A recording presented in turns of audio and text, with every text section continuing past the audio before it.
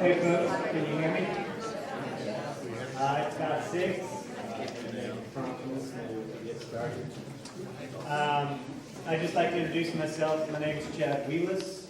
I find myself the newly elected mayor of Dolores. Thank you, I think. Did not expect to be here this evening for sure. I'm sure many of you did not either. The first thing I would like to say is a big thanks for all of you being here. Number one. Number two, a huge thanks goes out to all our emergency personnel helping us out there, especially the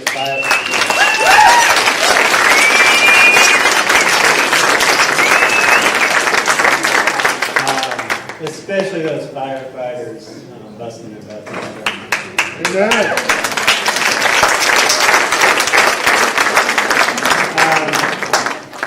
And then you're not going to hear a lot from me, thank goodness. But I do have one piece of really good news. I got rained off the golf course today. That's a step in the right direction. But one thing that my mama said to me as I was growing up that I took to heart a lot was, God rest her soul, was prepare for the worst, hope for the best. And I really think tonight that we're here in that vein. I think the act of preparation for whatever adverse situation there is comes from good information. And I would say that that is the purpose of all being here this evening, is to get good information. And take that and use it as you will. So, with that being said, I'm going to introduce Sheriff Nowlin. He is going to start on that information training for you guys. And once again, thank you all for being here and listening. Good evening, everybody. I'm Sheriff Steve Nowlin. I've been with this on this fire as soon as it started on Friday afternoon.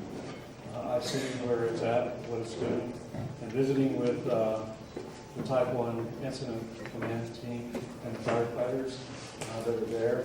They're doing really a pretty good job. But they'll explain everything that's going on.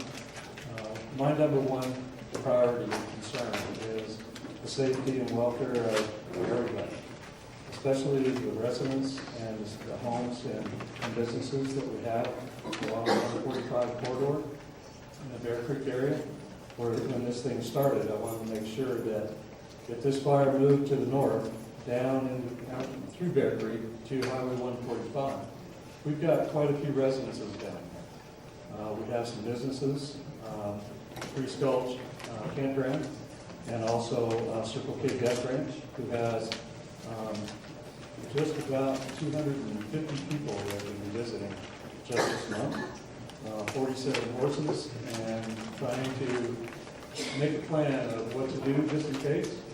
But everything is looking pretty good. Everybody has been made aware of what's going on a daily basis, what we will plan to do to help, and they're feeling, I think, pretty good. A little nervous if you were down there, right? But everything seems to be okay right now. Right now, I understand we're pretty much at the mercy of the weather and nature itself. As long as we all understand that, that's what we have to do in order to help everybody that we can. We have at the Sheriff's Office a lot of information that we're putting out on both the Sheriff's Office website, our Facebook page. Also, if there's going to be any pre-evacuations or other emergency alerts, those will go out on Nixle 360. And I encourage everybody to go to either Montezuma County website or to the Sheriff's Office website and sign up on your phones for that. The other thing is that we have in the back on that table, I have a Sheriff's Office mobile app that's also another notification alert system and a lot of information that we put out there about everything that may be going on that we need public help with, or just information to give to everyone. And so if you grab that card, you can scan that and download that app onto your smartphone. If you have that, it doesn't work well on flip phones, but smartphones do that, okay? It's just another way that when emergency notifications go out, that goes out as well. I know that just from experience, a couple years ago when we had a tornado that was supposedly, wanting to touch down up there in the Lewis area and Pleasant View area. An alert went out and whatnot. And I know that I got my hiney chewed by a farmer who said that he never got notified, but he was on his tractor working in the field. I don't know how else to do that. So if there's cell service, this is one way to do it, okay? With Nixle 360, the other thing is that with the cell towers the way that they are, it doesn't matter. It can be overridden if you have the app or not, or signed up for it. It will notify an emergency. Any cell phones that come within that tower. So that's a good thing. So we're really advancing and trying to make it as safe for the community as possible. I know that anybody in Cortez this afternoon when it rained for about 10 minutes? We had discussed this earlier today that I'll bet you that if it rains, somebody's going to call about lifting of the fire ban.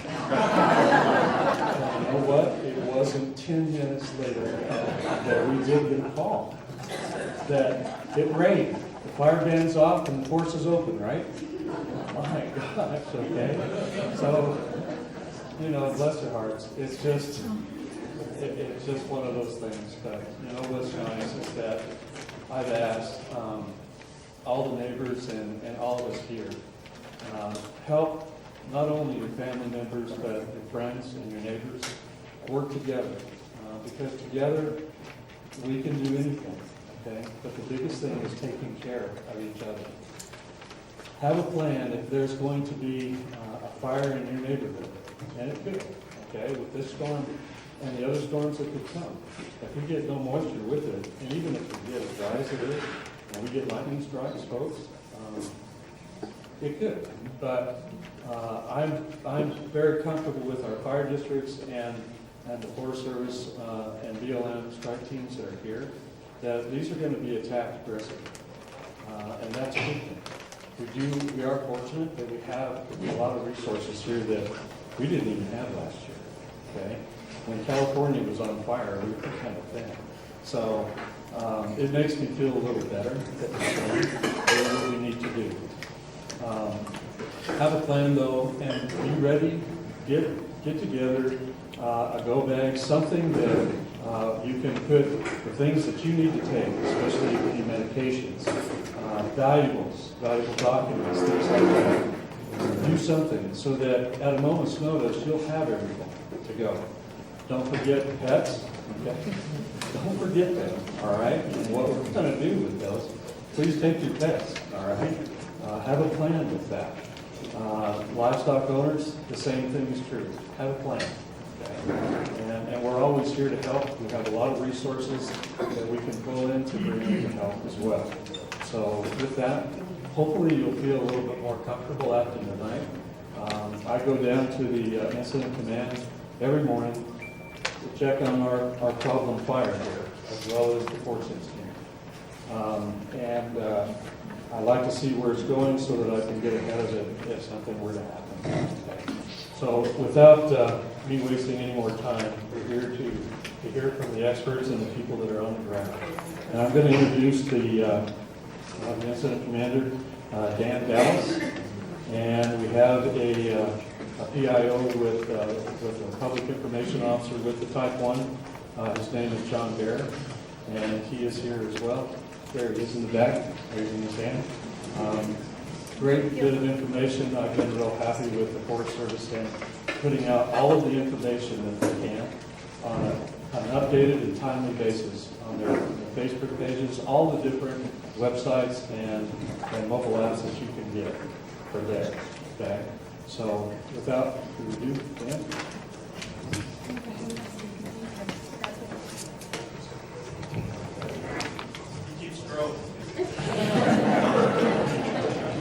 Good evening, everybody.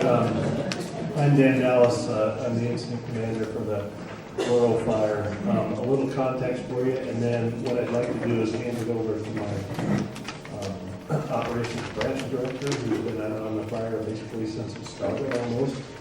And then I'll follow up with a little more in depth. But a real quick bit of context for you.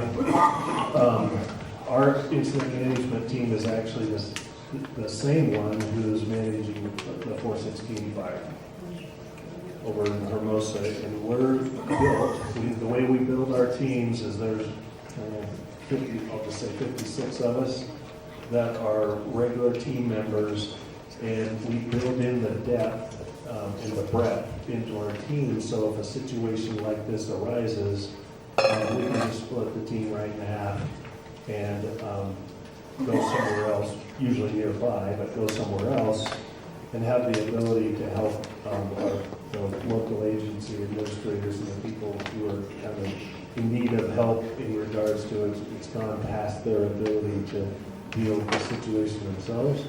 So that's what happened here. Pat Pachoda's shows as the incident commander. He's over on the 416 fire. We split and came over here. So with that, what I'd like to do is get a kind of a more in-depth briefing of the fire. And so what I'd like to do is turn it over to what we call our operations branch director. Okay? And his name is Jeff Thumm. He's going to walk you around the fire here and what happened along the way. Thank you. Again, Jeff Thumm. So I'm going to struggle with the cord here because I need to be able to run the map, but I'll try not to unplug it. I'm from just south of Flagstaff, Arizona. I came here about 2 weeks ago to help out the local district. And so on the day of the fire, Pat Seekins, the local district FMO, realized it was in a bad place. He had it initially, and then that Friday evening he handed it over to me because there was a lot of coordination that needed to take place. So I took over the fire on that Friday evening. I was the IC Type 3, and then Monday morning, the Type 1 team came over, and I was absorbed into the Type 1 team and have been managing this side of the fire, or the Burro Fire, since then. So, let's see if I don't unplug the cord here. So it initially started that Friday down at pretty low in the canyon. Fire behavior dictated that day that we couldn't go direct into the canyon. We did order some air tankers to try and attempt to suppress it, but in that fuel type, spruce fir, very ineffective. I think there was probably 5 to 6 drops, didn't slow it down.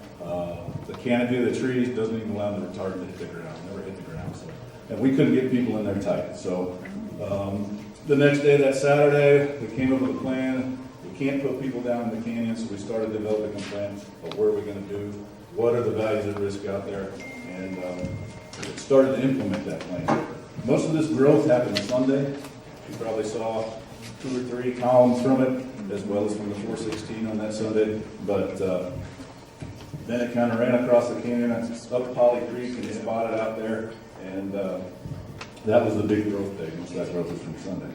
From then on, what we're doing, our plan is to not let it progress to the south and or impact Dolores River. Out here, we aren't taking any actions at this time.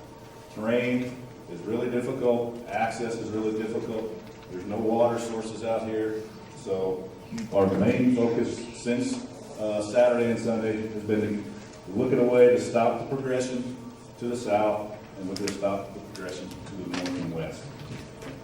So you see this black line here? We've been working on this the last few days. That's the dozer line we're looking to do right above the canyon. Get it on that flatter ground where we can deal with it safely with the fire folks. As of today, that's like 2.5 miles, and what we're looking to do is get it up to that drop point 80 in that corner there. And then there's a this old trail, the 610 he shows there, is potentially put a line in there, but we're also looking to take advantage of the natural vegetation features. So that ridge running down is mostly aspen.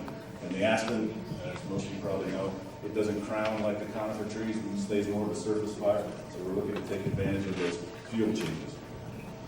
Out here in what is Division November, we're looking to try and use the road system here, but this, those of you that have probably been out here, not a real good place.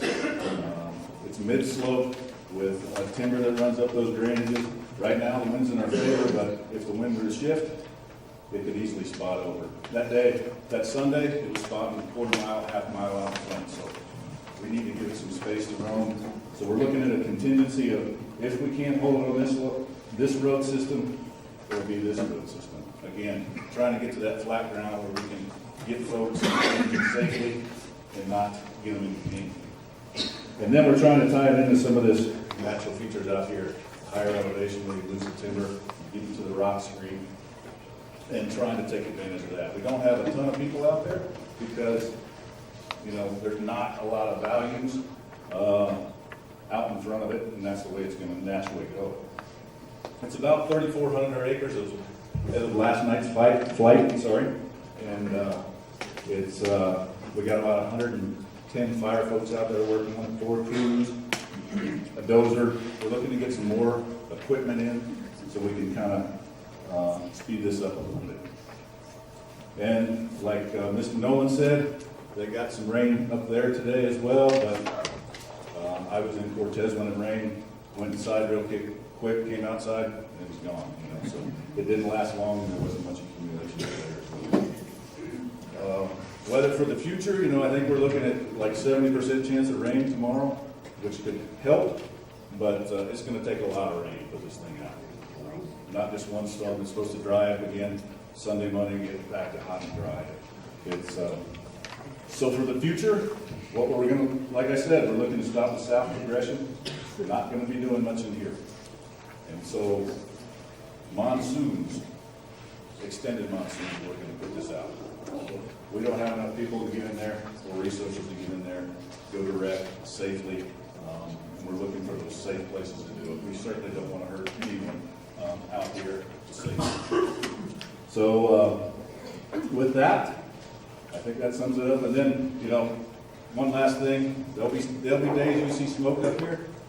There'll be days you don't even know what's up there. It's just gonna, if the wind, slope, fuels align, it may increase out here to the northeast. Like today, you probably didn't even know what was happening. With that, I'm going to turn it over to Julia, and she is an Air Resource Advisor for the team. Good evening, my name is Julie Hunter. I'm the Air Resource Advisor. I'm based down at the 416 in command post, but we're covering both the 416 and the Burro Fire. What we do is we monitor and we model the smoke impacts from both of the fires. We have 5 monitors located around the fire. We have one in Silverton, one in Vallecito, one down in Durango, and one in Cortez, and we also have one at base camp at Hermosa. What we do is we provide information to the public about smoke impacts. We're putting out a daily forecast in which the public information officer is receiving. So we'll do a forecast for the next day, like for tomorrow, and then we'll forecast out the next day after. And those will go on the trap line. Our models are just as good as any models, so we do our best to model the smoke impacts. We're getting the information from the monitor in Cortez. We can use that to model the air that's going on and coming over your community as well. I have some information in the back regarding the air quality index, which maybe you've seen in some of our air quality forecasts. This tells you what each level is and what the health message is regarding each level, and that those colors will be associated with the outlook forecast. And then I also have some information on wildfire smoke and how to protect yourself. And as I understand, you guys are not getting as much smoke impacts as Cortez or Durango, but still, if you do see that quick, rapid change in smoke, you can protect yourself by going inside, closing your windows, closing your doors. I realize most of you probably don't have AC. There's some information back there on HEPA filters. You can scrub that smoke out of your house. Maybe create one clean room. That'll help you get out of the smoke and help your lungs feel better and your nose feel better and all of that. So there are options to reduce yourself against quick impacts or long-term impacts. So that's all I have for now, but you will receive our air quality forecast. If you have any information, I'll be around to ask any questions. I'll turn it back over to Dan. Okay, again, Dan Dallas, Incident Commander for the Burro Fire. Wanted to talk a little bit and kind of give you folks a little vision of the future. Sheriff kind of mentioned it, Jeff mentioned it, but I'll give you a little more in depth here. The first thing I'd like to say is, wow, full house. Thank you for your interest and support. Our folks around town, going through the county, we've enjoyed nothing but hospitality from you folks. But I wanted to say that folks who gave us the authority to act on their behalf, which is the sheriff and then District Ranger Derek Padilla with the Forest Service, they gave us some really specific objectives. Probably not everybody understands how this world works, but we're operating to meet their objectives. And they're very specific, and I won't get into detail with them, but let me summarize them for you in a way that meets your interest. The goal of the black shirts in this room, in regards to the community, is to lose your interest in the form of no more fire on the mountain, no more smoke in the morning. Okay? And then the second thing is to leave this place where you have a fond memory of us and we have a fond memory of you. If I could summarize our objectives, that's what they are. But I need to ask for one more thing from you folks, and that's patience, okay? It will be, and it will take a while for this fire to go out. Jeff talked about it, talked about our objectives on the south end to keep the fire from spreading, talked about the difficulty in the canyon, and if you've been in this business, it's rolling rocks, logs coming at you on fire. We can tell you all kinds of stories. That's what you're faced with. I'll give you a little inside baseball as far as this incident management team business. We sit around campfires or whatever at night and talk about how we put out this fire or put out that fire in the past. You know what though? The truth is we just kind of herd them around. We try to keep them from harming things that we all value. And basically we either wear them out or the weather puts them out. Jeff mentioned to you, it's probably going to be the last one. Probably going to be the weather that finally puts this out. But it sure will be worn out by the time the weather comes. With whatever, 100 people up on the hill, over 100 people. A few days ago, we had to tell the people in Durango kind of the same story, a little differently, but the same story. Asked for their patience and things like that. And unfortunately, we had to tell them it's going to get worse before it gets better. Because of the timing of this, made my life a little easier. We think it's going to get a little easier before it gets harder again. Okay? We got some weather coming in. We hope that it's way more than enough to put the mayor, send him home packing from the golf course, that sort of thing.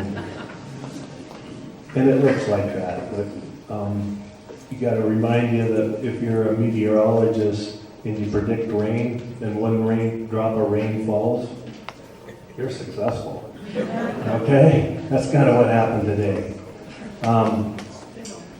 So what we anticipate, folks, is it's probably going to calm down a little this weekend and probably a couple days afterwards. But then we're off into hot, dry weather again. That's the forecast. The really good news about pretty much all of Colorado and Arizona, New Mexico, southern Colorado. Thank you. They are predicting the monsoons. They have been consistently predicting the monsoons are coming. So I'm going to hold my fingers and hold them to that one. So just bottom line here, it's likely that the monsoons could put this out, but if that doesn't, then it's probably going to be snow. What I mean, I don't mean it's going to go raging off down the hill. We'll have a line around it and all that kind of stuff. But is the fire going to be completely out for a long time? No. Just anticipate that with us. Ask for your patience, but hopefully you won't be seeing big, large columns like we saw the day it took off, and then particularly on Sunday. So that's kind of a little vision of the future for you. It might be us that leaves with a fond memory. It might be another team, but this fire will go out. And the really important thing to remember is how the community reacts to it, both now and in the future. You will be more resilient after this event. I can promise you that. How resilient you are is up to you. So the bottom line is I kind of encourage everybody to think about how this has affected their community. And if there's things that you can do to strengthen it, and there's all kinds of people, that elected officials and otherwise that are working on your behalf, then jump in with them. Make your community stronger. With that, I will hand it over to Derek Padilla, our local district ranger here at the San Juan National Forest. And I should have told you I am not a complete stranger. We've got people from all over the place. I'm your neighbor across the hill over in the Rio Grande in the San Luis Valley. Thank you, Dan. So as Dan said, I'm Derek Padilla, the district ranger for the Dolores Ranger District. I've been here about 6 years now. Over the course of the last few years, we've had a few fires, and thanks to the cooperation of a lot of the individuals, that depend on that resource out there. They really supported us, utilizing fire and getting it back into the system, like it should. But those were different years. Conditions were such that we could allow fire to play its natural role and not have, very significant negative impacts. Like I said, this is a different year, so this year, this is why we're, taking efforts to try to do as much as we can to reduce the footprint of that fire, by bringing in Dan and his team and all the resources that we have out there. So you've already had, the update on the fire. We thought there'd be a lot of interest with regards to the forest closure as well. So that's what I'm up here for. I just wanted to pass on that if people didn't hear, that we are in stage 3 fire restrictions, which is complete forest closure. Back in May, at the beginning of May, we went into stage 1 fire restrictions, which was, basically just no campfires out in any place other than developed campgrounds and things like that. As the month of May progressed, conditions just continued to get worse. So on June 1st, we entered into stage 2 fire restrictions, which then became a total ban on campfires and any kind of open flame throughout the national forest. And that was the day, actually, that this fire started.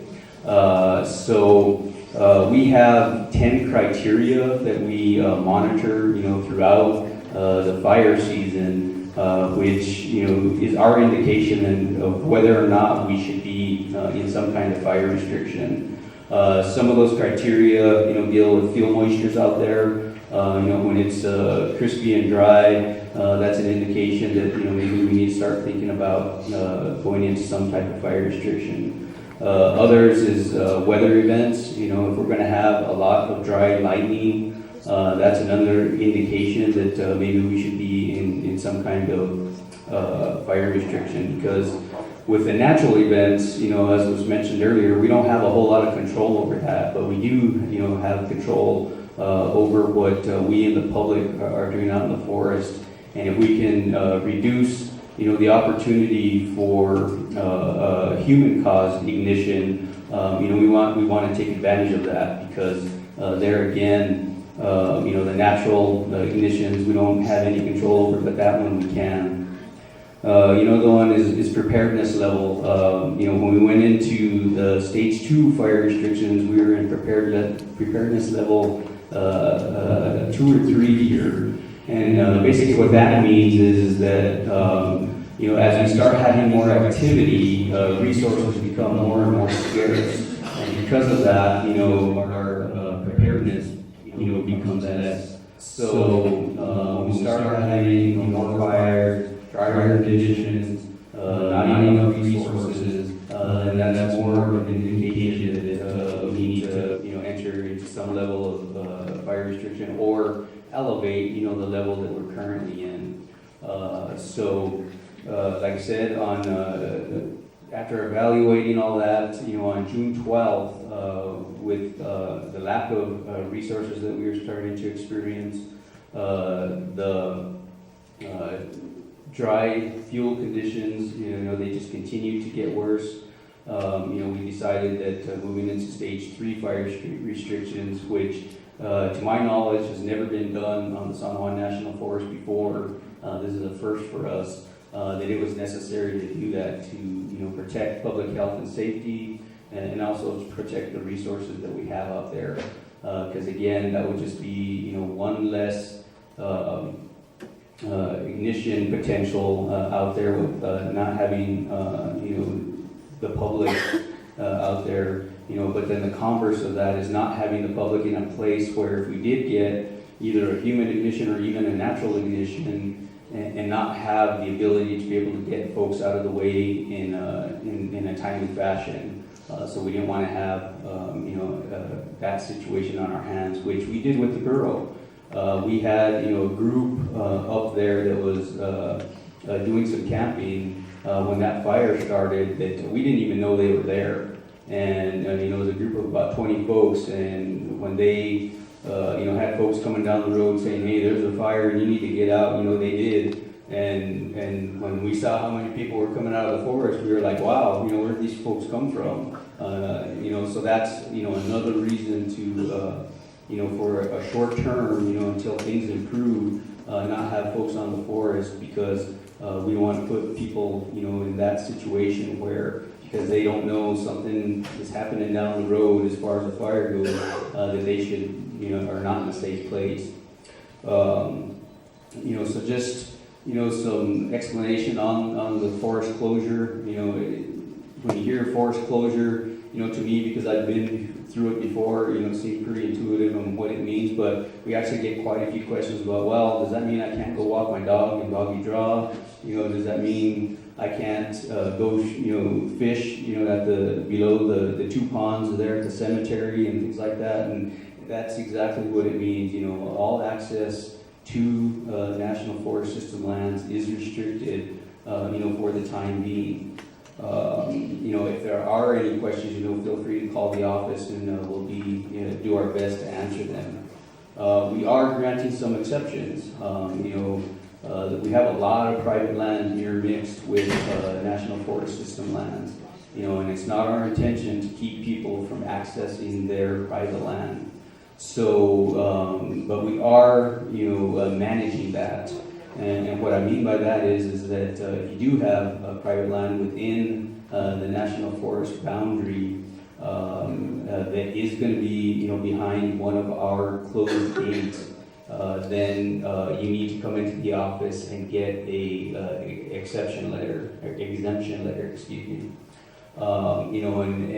What will be required is just that you identify, who you are as far as the landowner and anybody that you will allow, access to your private property, that they be written, on that letter, and then also the direct route that you're going to take to your property. Many of these roads, as you all know, you can make a 100-mile loop and get to your property probably, but we want you taking the 5-mile route, if that's the shortest route. And again, it's just to limit the exposure of you all to the potential for getting in a situation that you don't want to be in. We're also allowing our livestock operators that have permits with us to graze on national forest to be able to access their livestock. It's not a situation where you can just go dump the livestock off at the beginning of the summer and then come back in the fall and pick them up. That's not the way things operate. They need to ensure that their animals are getting water they need. There are other things that the livestock need as well, such as supplements, salt, things of that sort, that we're still going to continue to allow permittees to do that. I believe we've made contact with every single permittee already, so if you are a permittee in here, I didn't see any, and you haven't been contacted, talk with me after this and we'll get that information to you on what you need to do so that you can continue to tend to your livestock. We'll also be allowing utility companies to go in and do the work that they need. Especially, a good example is our Empire Electric Association. They were really concerned about not having access to the forest, and well, what if we have a power line down, and that, could potentially be a potential ignition source. And of course, we want to be in that situation either, so we will be allowing access for folks like that. The irrigation companies, even though we're in a low water year, there is still some water up on the forest, that's coming down that supports, a lot of the farming and ranching that goes on here in the community. And it takes, sometimes, switching a head gauge or, opening this one and closing that one and things like that to manage all that. So we've been working with them as well so that they can have that access. Communication site managers, same thing, the counties and other folks have towers that they utilize, for emergency services and things like that, that they need to have access to just in case, something, that there's a failure in the system, that they can get up there and rectify it as soon as possible. So we've been working with them as well to provide them their access. And then last but not least, all federal, state, and local resources engaged in rescue or firefighting resources are going to be, allowed to go in there and engage with either, helping people if they get themselves in a situation where they need, medical services or something like that, or, hopefully we don't have that, but if we do have additional fires, all our volunteer fire departments who have really good relationships with the state and then our federal resources will be able to get back in there and tend to any kind of thing that might come up with regards to new fire starts. We will be having folks staff a lot of these gates and things like that. Their normal job isn't there to act as I don't know if police is the right word, but that's not their normal job. So, please understand that we know that this is a big inconvenience, with regards to being able to get out and enjoy your national forest. So, be easy on those folks. If this drags on for a long time, I've dealt with this down in the Southwest in New Mexico a couple of times. And, one of them was fortunately short duration. Everybody was really supportive, and because it was short duration, it came and went and things moved on. But the other time, it turned out to be, a pretty extended time. And people just started getting, tired of not being able to access their national forest. And those folks that were supportive in the beginning, after a month or so, they were like, enough is enough, let us back in. We've had a couple of rain showers, kind of like Sheriff Nowlin was talking. We think it's time, that you lift those restrictions. And all those 10 criteria that I talked about earlier, we're still at levels that didn't warrant lifting those restrictions. So again, just keep that in mind. I think a lot of people have mentioned patience here tonight. So let's please, be patient with this. Hopefully it is short duration that we get this storm system that's coming through this weekend, and then another week or two, we get another one, and then it just starts, keep on coming on, for the remainder of the summer. But it will take, a significant amount of moisture before we will move down, in that restriction level. So again, I just want folks to remember that.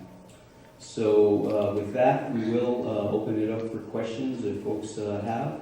So if you can come up to the front here, and I will turn it over to Celeste. Celeste Gordon, liaison with the Rocky Mountain Type 1 team. And so if you guys do have questions, come up, we'll let you ask the question. We've got a few minutes to do that. And then what we can do at the end is we've got maps on a couple of different corners here. And these folks are going to stay around. So if you do have specific questions and want to talk to some of our folks, we can do that as well. Or talk to on the big map. And then we've also got the closure maps over here. So but if anybody has any specific questions they want to ask right now, come on up and we'll entertain a few questions.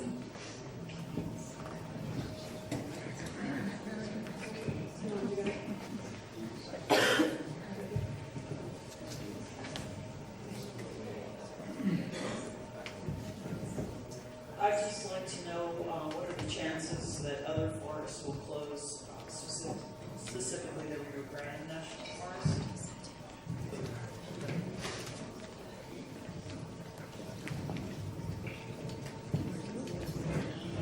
Okay.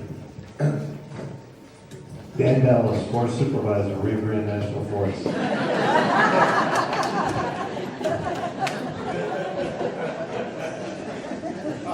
I never say never in this business. However, we're in stage 1 right now. We did have a number of fires 3 weeks ago, but we were able to keep them relatively small. We had 2 Type 3 teams and then a couple of Type 4 and Type 5 incidents, but we did manage to keep them small. And then Sunday before last, we got fairly significant rain, or at least it was rain. It was like chasing the mayor off rain.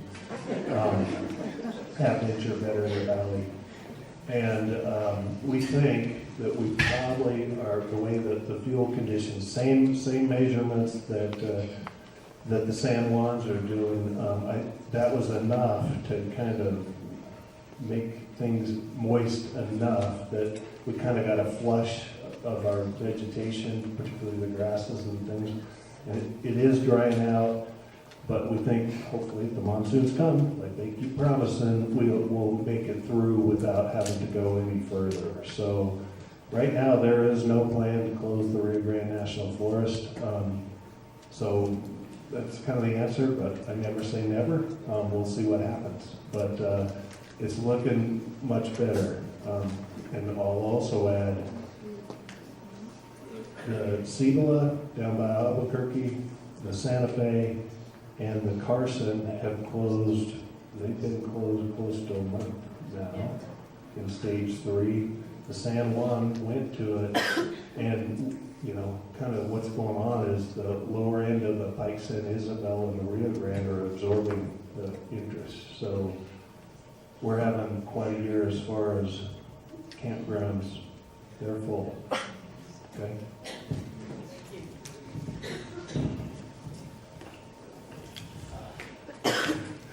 Hello, my name's Jeremy Neer, and you talked about yourself, you plan for yourself. I'm wondering if you have a plan for the West, keeping that fire down the valley to the west and north. Thank you. Again, Jeff Thumm. So I mentioned this piece here to the west. We're looking to use that as a feature if it gets there. It's going to struggle to get this way. It's going against the wind, the slope, the winds, and terrain. And the vegetation here, it's mixed conifer, aspen, mixed conifer, aspen. And as you progress to the northwest, there's more aspen. So we're looking to take advantage of those features. And we're setting up trigger points. We break it up into little divisions. In this division R, we got some folks in here. They're looking at the corridor, establishing trigger points, where we're going to potentially get more folks do more things. And so, you know, potentially, okay, it gets 2 miles. It's within 2 miles of the river corridor. We're going to do X. We're going to get more people because our values at risk are changing. And then as we get up here, we get within a mile. Then we might do more. Then we will do more stuff. Get more stuff to implement those things. I hope that answered your question. Thank you. I have a question back here. I don't need a microphone. I'm the next teacher. I think you can hear me. I got 2 questions. Number 1, what is the status of Groundhog Lake and other reservoirs for the rest of summer?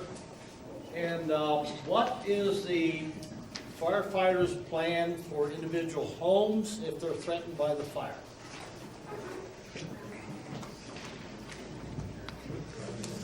So as far as Groundhog Lake, we are not affecting the Dolores Norwood Road. So Dolores Norwood Road will have access from Dolores all the way to Norwood. No. What's the status of the water? Oh, the Static status of the level, water. etc. That part, I guess I do not, he was asking about what status of Groundhog Lake and what status of, the level of the water is itself.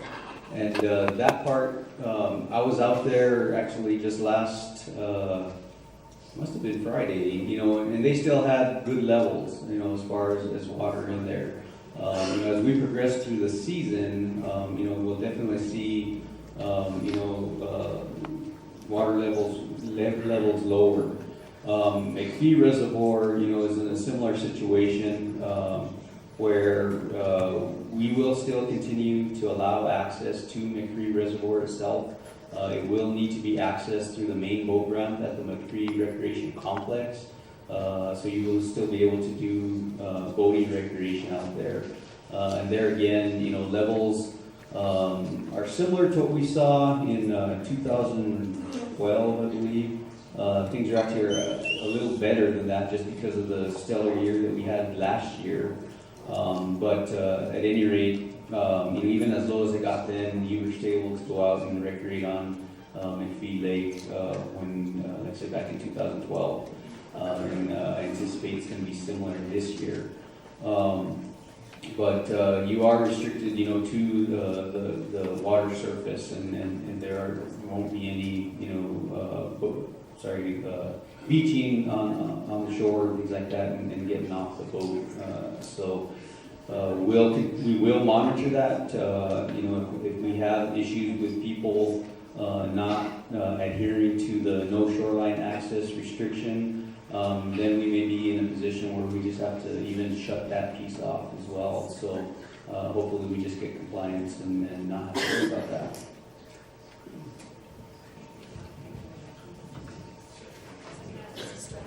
Second half is the structures. I started to address that. So what these folks are in here doing right now along the corridor, the river corridor, we're also going to be looking in here.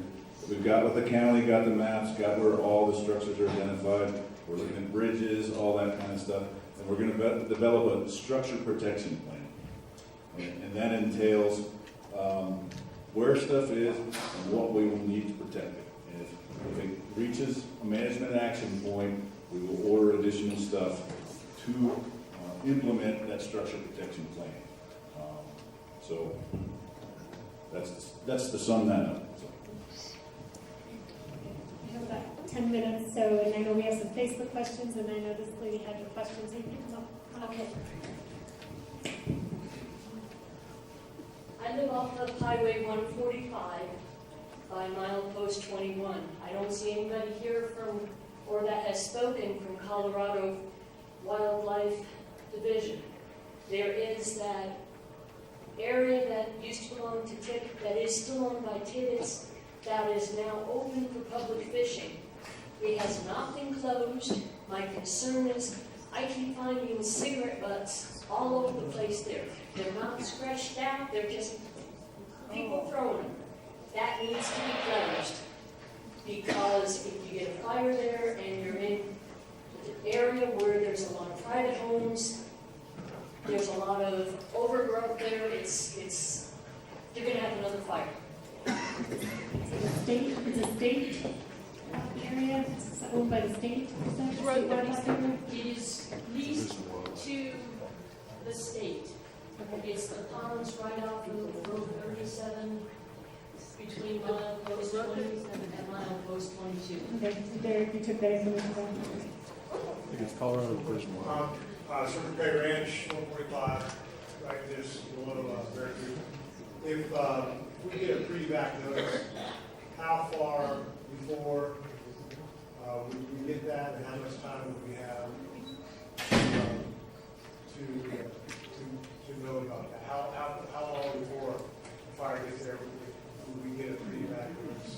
And then after we get a pre-back, how much time do we have to get the horses out, get everybody out?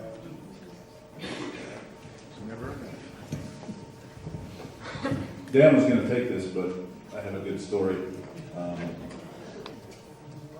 I was from, as I said, I'm from Arizona. On April 29th, my subdivision that I lived in was evacuated.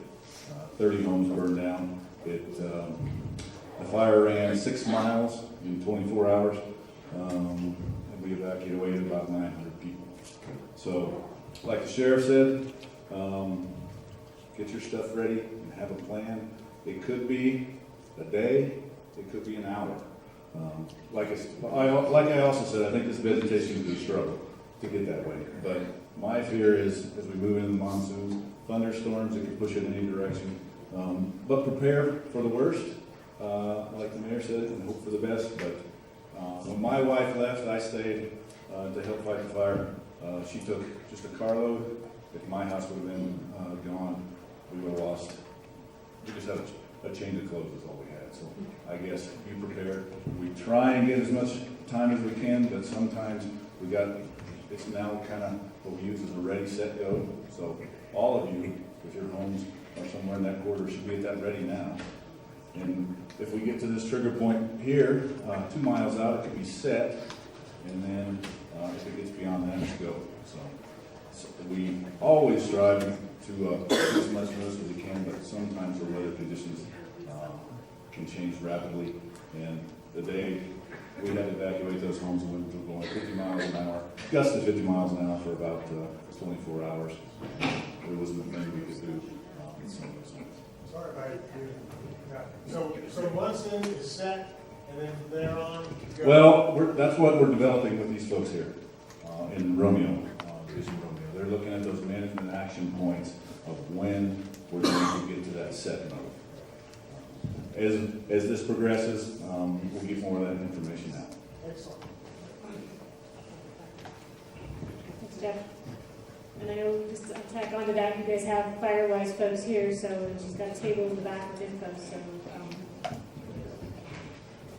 So if you guys want some information on some of the preparation in defensible space, Firewise of Southwest Colorado is a resource in the community. We are a nonprofit, we do education, we have some grant,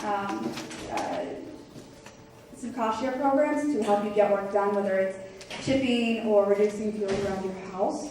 And as was mentioned, there is a resource table in the back over that way. My name is Amanda. I do run the Firewise program in both Montezuma and Dolores counties. So please feel free to contact me. I'll be hanging around if you want to talk, have a conversation, you do that.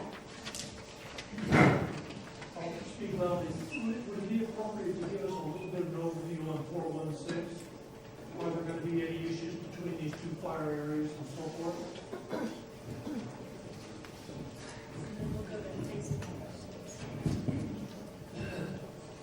416, this is actually a current map. So 416 had this, it reacted the same way in the weather the last few days, particularly Sunday, okay? And and I was there, what really caused some grief, 416, they had the highway closed and stuff like that, and then they were guiding people through, these were all evacuated. But the event on Sunday, basically the wind shifted from the southwest to straight west. And it lined up with Hermosa Creek, and it just came out of there fast. That's why I wish we could tell the ranch, you know, whether it's 4 hours or it's a day. You can't tell because it's fire behavior. But anyway, they evacuated Hermosa and then all the way down here. And what happened in particular is that, and you guys probably, all of you have been there many times, it made it around the corner onto the face there that goes beside the highway all the way into Durango. And then so the way that is, it's a mesa, right? And then the subdivisions are on the slope and then the flat there. And so right now, the concern is the fire's advancing along the top of the mesa. They're trying to keep it down from coming down, and so they burn next to the subdivision between that and the top of the mesa, and they're just keeping up with the fire. They've had to go all the way down to Junction Creek to start building the line, and this map's not completely accurate, up Junction Creek, so they get a hook around the fire, right? Keep it from going into Durango. The good news is the highway corridor's basically been worked on since the day the fire started, and they are repopulating, what we call it, repopulating the evacuated people. So there's a lot of people up in this area that are back in their houses now from being out. But the folks kind of down this way, they're still either pre-evac or evacuated. The other significant growth was, to get the other part of your, was to the west on 416. And of course you can see what's happening out here. I'll repeat it again, I never say never in this business, but we have some science behind what we do, and so the models are showing that there's a possibility they could connect, but it's not just incredibly probable. Is that 30-day, 60-day, 90-day? Yeah, it was a 30-day model because we're, you know, when this first started, our assumption was there's a 50% chance that the monsoons would start the second week of July. So there's 35 days. So that's I just quickly summarized a model you obviously know about, but that was it in a nutshell. So you think it's unlikely, but it's possible? It's possible, yes. The other thing to add a little more to what Jeff said, you can kind of see if you will, the fingers that stick out here. The description was, so the little side drainages that come into the deep Bear Creek drainage are, either conifer or aspen. And you can actually see this on the map. It's what we call a fuels-driven fire. It's going up where there's dry conifer, dead conifer. That's where the spread's happening. The places where those spots are, that's aspen, pretty much. So you can see how the fire is actually reacting on the landscape out there. We have you answered one of the Facebook questions. The other one is, how far will you allow the fire to grow before resources are used to prevent further progress north? I know, Jeff, you've addressed that somewhat, that there's going to be trigger points there, management action points that we'll be looking at. I don't know if you want to say anything else about that. Well, I think I mentioned it earlier. The progression north and east, we aren't going to put people out there. If it gets way north, up towards Rico, then we'll be looking at Rico. But there's just too much country, too rugged. Our probability of success is really low in the mixed conifer. If it gets in the mixed conifer, it's going to spot. You can't have a line wide enough. We can't get enough water. We can't get enough folks to stop in that mixed conifer if it's got the wind behind it and the slope. Okay, we're going to go ahead and end are going to stick around. If you want to ask some specific questions around one of the maps, you can go ahead and do that. We thank you for coming tonight. We appreciate the community support. Thank you. Good job.